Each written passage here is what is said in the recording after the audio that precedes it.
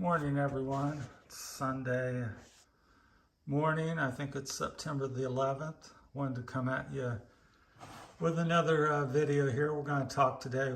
I think we're going to try to stick to the gearing and what's needed and different about electric trike, mid drives, hub drives, and the gearing of these types of bikes is what I'm finding and talking to other people, and I found myself, as you can see here, I've got a 8-speed freewheel on a hub drive, and so it's an 8-speed, and I've got one ring on the front, so 8-speed. And you may say, well, that's not enough gearing. Well, that depends on the terrain you're riding and hills up and down, wind, and how heavy with the load you're carrying, different things like that. My systems these hub drives are capable of pushing out. This one here, I got a controller and it's set up for 3,000 watts. And over here, this one's set up, it has the same freewheel, but I have no shifting front or rear on this one, and it's set in the 1180 tooth with a 406 20-inch wheel on it. So you can see it has no gears, and that's my latest bike build, which I find very good. And so there's no, like I said, no derailleur, no front shifter, no rear shifter. Very easy to ride. You pedal it. I can pedal at 5 miles an hour. I can pedal at 40 some miles an hour, although I'm more comfortable in the 20, 30 mile an hour range. And the way I tension this system up is through the boom. I get it close to my leg length. I cut the chain, and then I just slide the boom out a little further. I get it a little shorter than what I think I would want, and then I slide the boom out to tension it, and I use the boom as a chain tensioner. So that's what I'm doing with this system here. So back to the gearing. So I was talking to a buddy of mine.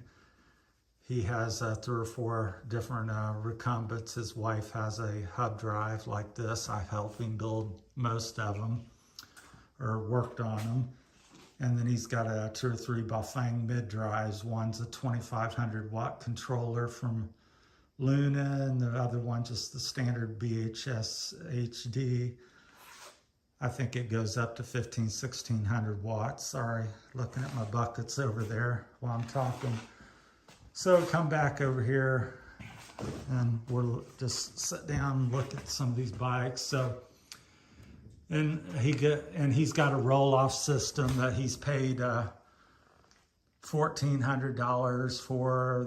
He's got different people have the pinion drive on the front, slump drive, all these different gearing systems, and of course it's expensive. So how many do you need? Well, me and him were talking, and what I find, especially as you go to the higher power stuff, and in general, electric bikes, in my humble opinion, you need less gearing. So with my 4,000, even with a 3,000 watt system, especially the 4,000 watt system, which is the green bike in the middle, I have no problem with no gears on any road type hill in Ohio that I've come across. I can easily get up it with between the bike and me pedaling, and most of them don't really require me pedaling if I don't want to, but I enjoy assisting it. I'm an ex sort of racer, and I like to ride, I like to pedal. So I didn't get the bikes not to pedal. I just don't want to work so hard to go so fast. So that's where I'm at in my situation at 60 years old.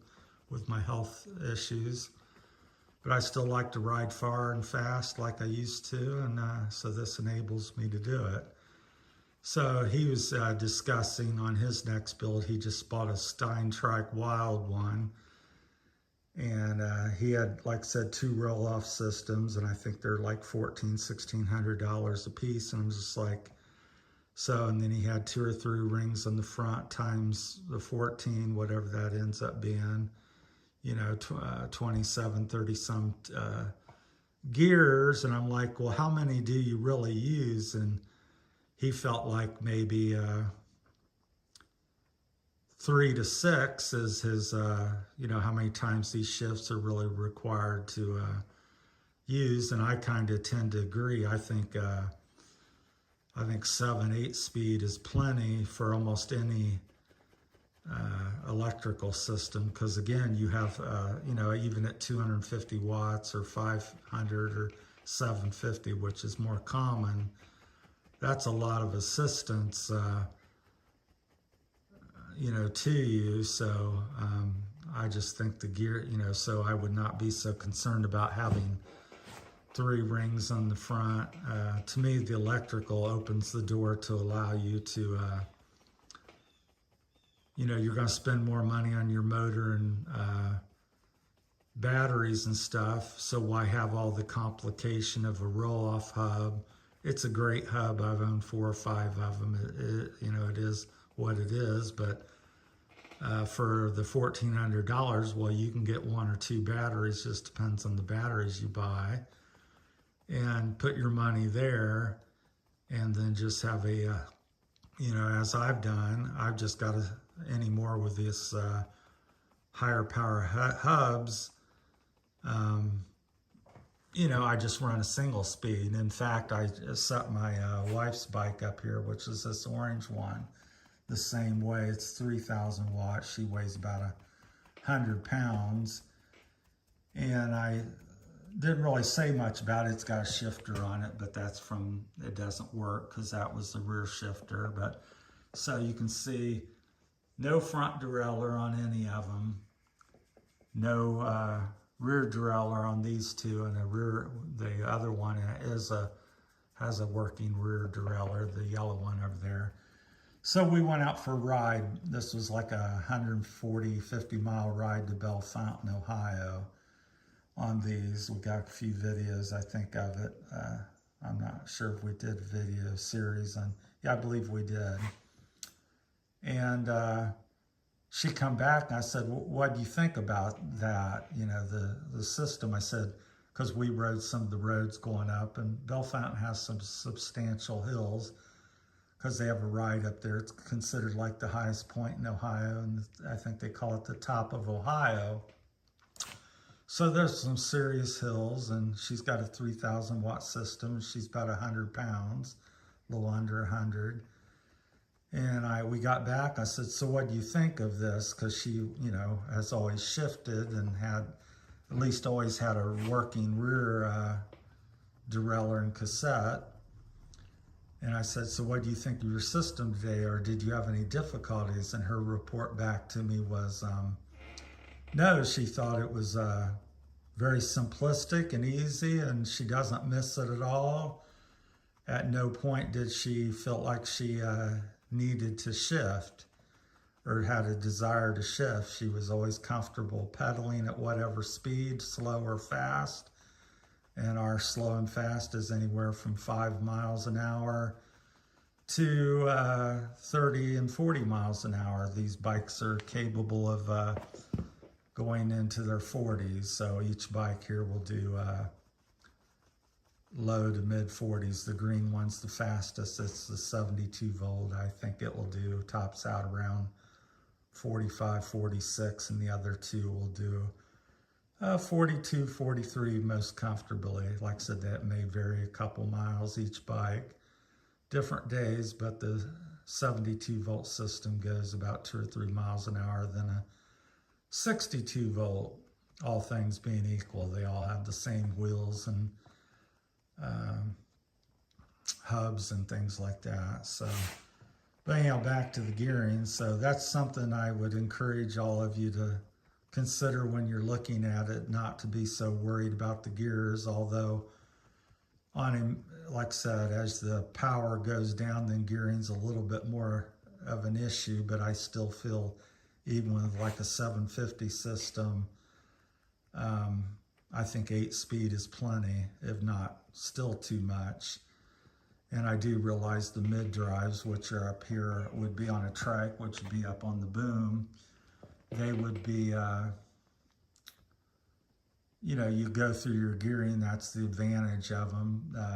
They increase or decrease the motor, you know, pull depending on what gear you go into. So that's the advantage of them. So if you're going extreme weight or extreme hills, and the power delivery is simulates more of a natural riding, because you're powering, you're used to, when you push with your pedals on a regular bike, you feel it, you know, that's the way you're used to working. And the mid drive simulates that, where a rear hub simulates more of a motorcycle effect. You feel like you're being pushed, and you feel the power coming from the back, where on a mid drive it's coming from the front.